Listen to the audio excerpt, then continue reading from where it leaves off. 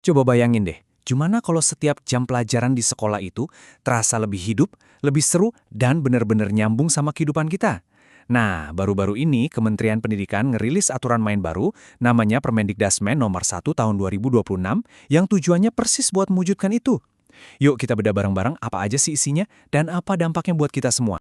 Ini dia pertanyaan intinya. Pertanyaan yang jadi jantung dari peraturan baru ini, gimana sih caranya kita mengubah kelas dari yang tadinya cuma tempat transfer informasi, jadi sebuah arena petualangan ilmu yang bikin siswa penasaran dan semangat belajar? Dan inilah jawaban dari pemerintah.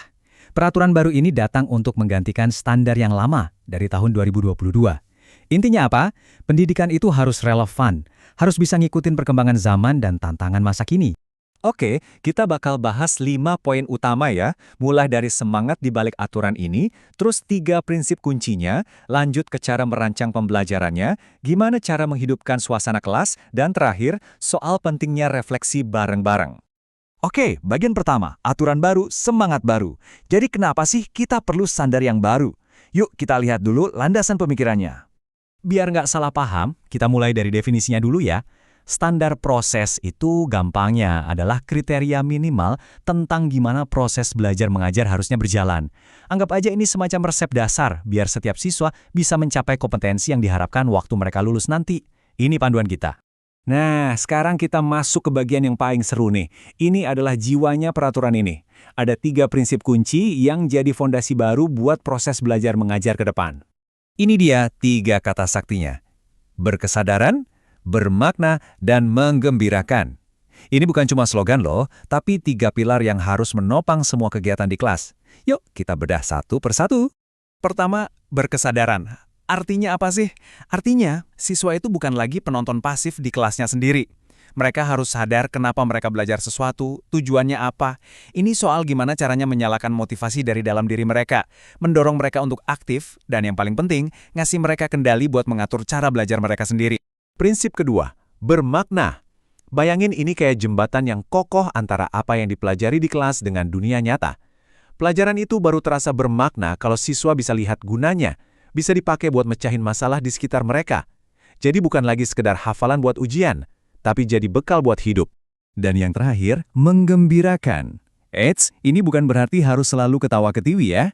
Menggembirakan di sini maksudnya menciptakan lingkungan belajar yang positif, yang aman, yang menantang tapi seru, dan ujung-ujungnya bikin siswa termotivasi buat terus belajar. Oke, prinsipnya udah kita pegang. Pertanyaan berikutnya, gimana cara membawa 3 prinsip tadi ke dalam praktik nyata di kelas? Nah, semuanya itu dimulai dari perencanaan yang matang. Gampangnya, peraturan ini membagi semuanya jadi 3 kerangka kerja yang jelas. Ada perencanaan, lalu pelaksanaan, dan terakhir ada penilaian proses. Anggap aja ini sebagai sebuah siklus yang terus berputar untuk menjaga kualitas pembelajaran. Nah, di tahap perencanaan, setiap dokumen, misalnya RPP, sekarang wajib punya 3 elemen inti. Tujuannya harus jelas, langkah-langkah belajarnya terstruktur, dan cara menilainya pun sudah dipikirkan dari awal. Jadi lebih fokus dan to the point. Rencana sudah siap, sekarang saatnya masuk ke medan perang, alias kelas.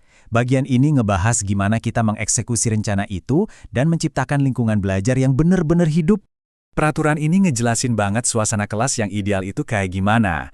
Ya, yang interaktif, inspiratif, menyenangkan, tapi juga menantang. Intinya, kita mau bikin sebuah ekosistem belajar di mana siswa itu merasa didorong untuk aktif dan berani mencoba hal-hal baru. Nah, untuk menciptakan suasana kayak gitu, peran guru itu jadi pusatnya. Peran pertama adalah keteladanan. Ini bukan cuma soal ngajar materi, tapi juga menunjukkan sikap yang baik, terbuka, dan saling menghormati. Guru itu ibarat cermin bagi muridnya. Peran kedua, pendampingan. Di sini, guru itu posisinya lebih kayak mentor yang suportif. Mendorong siswa biar berani cari tahu sendiri dari berbagai sumber, gak cuma nunggu disuapin informasi. Ini soal menumbuhkan kemandirian.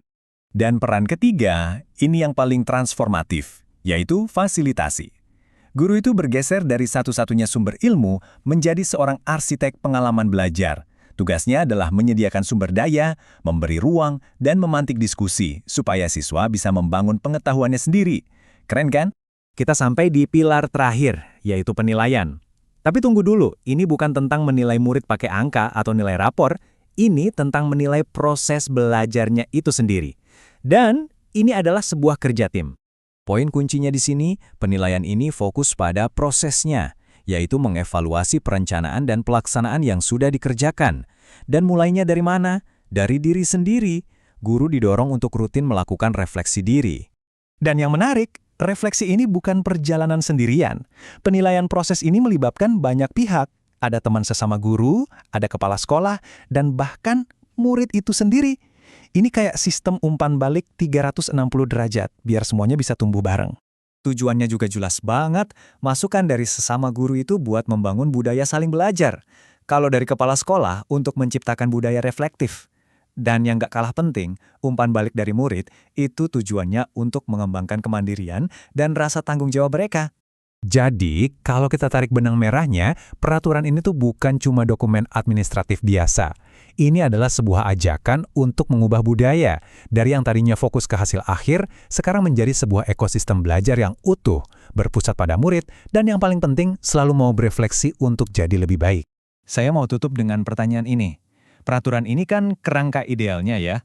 Tantangan sesungguhnya adalah gimana kita semua, guru, kepala sekolah, orang tua, dan juga murid, bisa kerja bareng untuk memastikan semangat berkesadaran, bermakna, dan menggembirakan ini beneran hidup dan bernapas di setiap ruang kelas di seluruh Indonesia.